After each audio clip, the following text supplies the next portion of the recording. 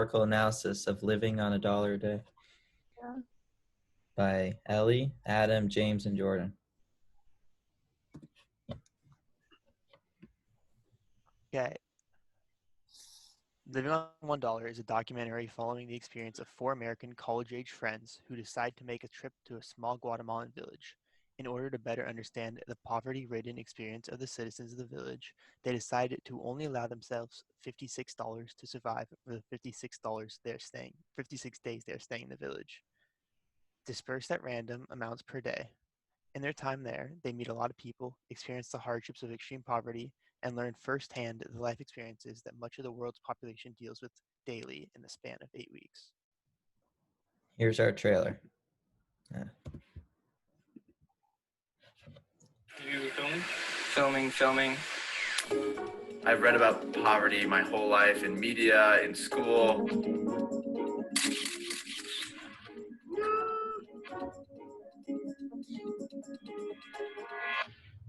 Sweating like I crazy. think you're sweating because of the heat or your nerves. I'm nervous.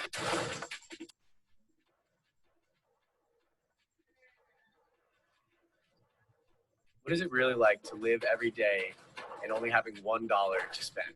¿Cuánto cuesta este? Ocho? You have water. Hey, we have a water source. It takes like 5 hours to cook beans, and they're still very hard. That sucks.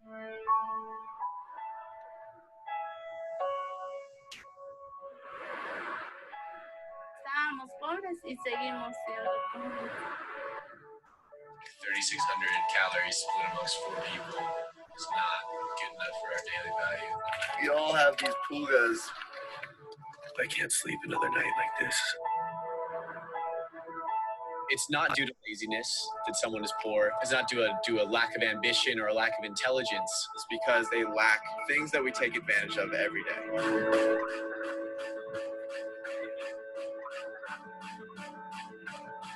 There is no going back now. Let's get out. That was highly illegal. ¿Por qué quieres aprender español? Puede encontrar un trabajo. Seems like this happens like once a day. This life is incredibly hard. What can I do? Each individual can affect and help a single other individual. We can change the world.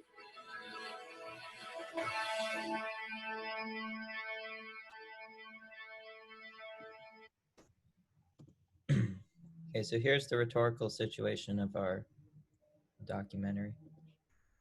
Our speakers are Chris and Zach, which come from a life in the United States where amenities like endless drinking water and a robust food supply are not commonly thought of every day. They also enjoy the freedom to live in a country where hard work equals success. All of these privileges are sometimes forgotten, but are brought to Chris and Zach's attention when they spend their time in Guatemala. Chris can be heard saying that it's not the situation they are in that is holding them back, but who they are. This documentary came out in 2013, a time when, in this village, not many people had a steady source of income, and the people primarily lived off the land to survive. Where Chris and Zach come from in the United States, jobs were easily available and people did not have to worry about how they would get their next meal.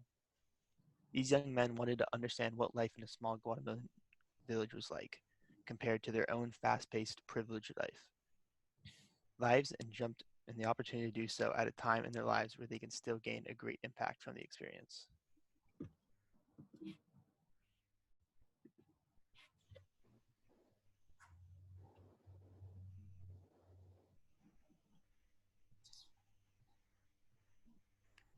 This documentary informs a large audience of first world citizens, specifically Americans, who have never lived in or near widespread destitution. The guys went on this trip to learn about a lifestyle that was foreign to their regular lives in order to gain perspective about the world, and filmed it to share the same perspective to an audience similar to themselves. The documentary has an empathic tone that symbolizes with the people of the village.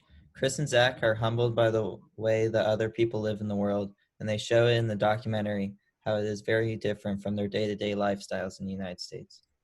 The genre, this documentary is participatory, The makers of the documentary appear on camera and they speak and interact with the people of the village.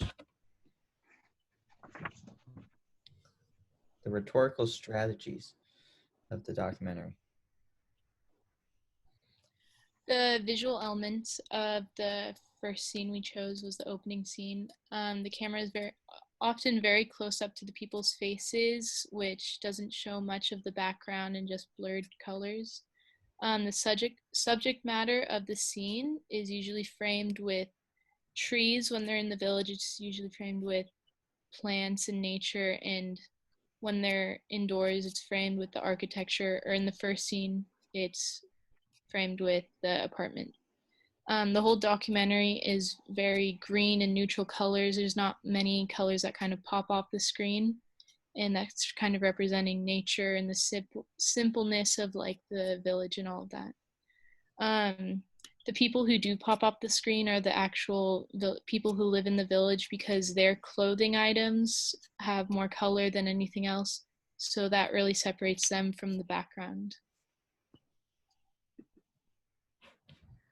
Some of the audio elements used throughout the documentary were sounds like chirping birds and gusting wind, which signify a natural and different world in the artificiality that the first world audience is used to. Soft music provides a gentle and quaint feeling. Narration over the video provides context for what the audience is seeing. Storytelling allows for the audience to sympathize with the subjects. Since many of the villagers speak Spanish, a language quite foreign to an English-speaking audience, it contrasts the lives of the Americans and the Guatemalan culture that they are immersing themselves into. And slow and sad music subconsciously makes viewers sympathize with the sad scenes being depicted. Even though it's a not high quality production in terms of budget, there are very many elements of cinematography in it, such as the shallow depth of field, which they often use as in the picture above, which draws attention to the people rather than the background. They also usually give a wide out shot for the audience to better help understand where the people are. And in both of these, they use natural lighting and framing for the exposure, as there is not much development in these places compared to the United States. Another one that they used was a freeze frame shot, which also was used to focus the audience on a specific item. And this is where the bottom picture shows they would be showing a shot and then they would pause it at a particular point to focus on it. And then some editing techniques they use out through the documentary are they use the traditional documentary style where individuals and characters are interviewed and their interviews are placed in throughout the movie or throughout the documentary to add some context and information to the scenes. They use natural events like rain showers to foreshadow future events. They use a little graphic like the day count to show, since it's all about them being there for 56 days, then they have the days counting down until they leave. To make it seem more real-like, they use, before an interview, you'll actually hear them saying cut and action, so it doesn't seem like a movie, but seems more real. And then they use a lot of real scenery of the environment that's into the film. So here's our individual scene analysis. The first scene.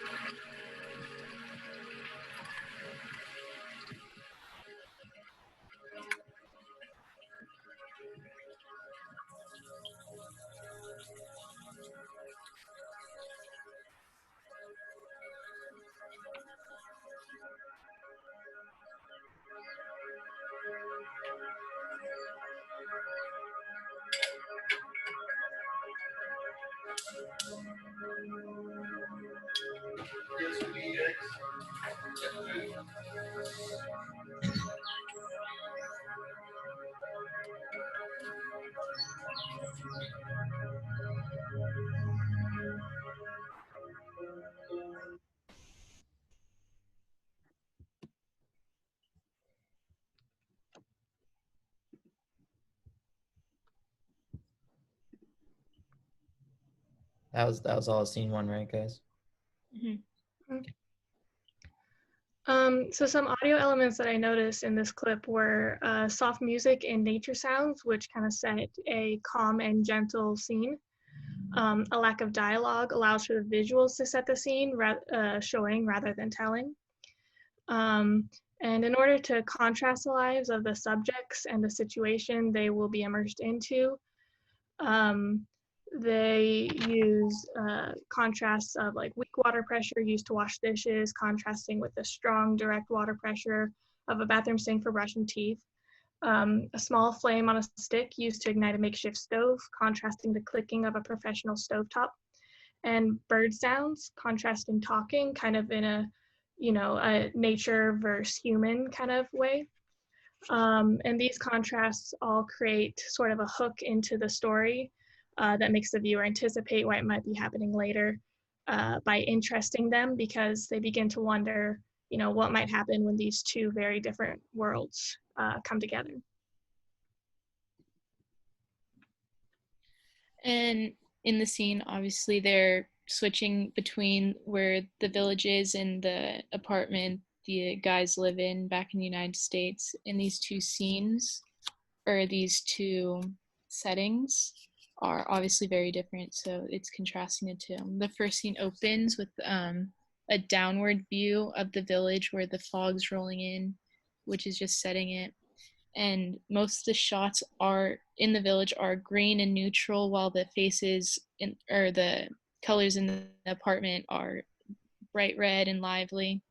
The close-up of people's faces and the blurred colors in the back are kind of forcing you to look at the person and nothing else. The switches between the framing of the plants in the village and the buildings and the walls kind of is just showing how different these two places really are. And like I said before, the village is darker, kind of showing the poverty they're living in, and the apartment is more bright and more colorful, which is showing the privilege that those people have. Okay, here's our second scene.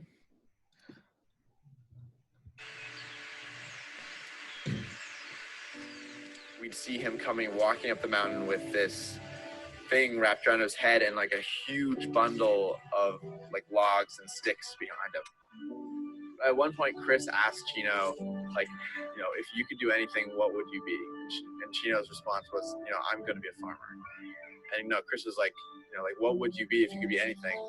And I mean, he was like, I'd be a pro soccer player. But at 12 years old, Chino had accepted the fate that he was going to be a farmer.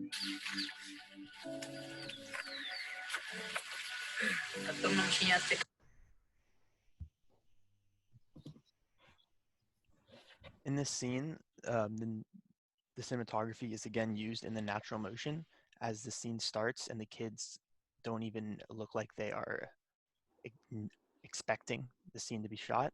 And this kind of just shows like the natural things that they're dealing with without even having to set it up. And they combine multiple different shots. And in each of these, it shows that like the boy is progressing throughout the day, and he's having to pick up the sticks and then do a bunch of other work like farming, because he knows he's going to be a farmer. One way they also set up the scene was that the boy walks closer to them and then walks away. And by doing this, you can see that the boy's is very dirty and has a lot of scratches on his arm from doing all the work, which shows that it is not easy. And he would obviously rather be doing something different. So some editing aspects from the scene. They use the interview style where one of the main characters is talking in an interview over the shots of Chino walking up the hill. The editor uses like the behind the scenes effect towards the end of the scene, where like you can see what like is actually going into the production. They don't say like cut or action this time, but you can see in the picture like how you can see like the camera and the person being interviewed. And then, yeah, that's about it in the editing part. And that's the end of our presentation. Thank you for listening.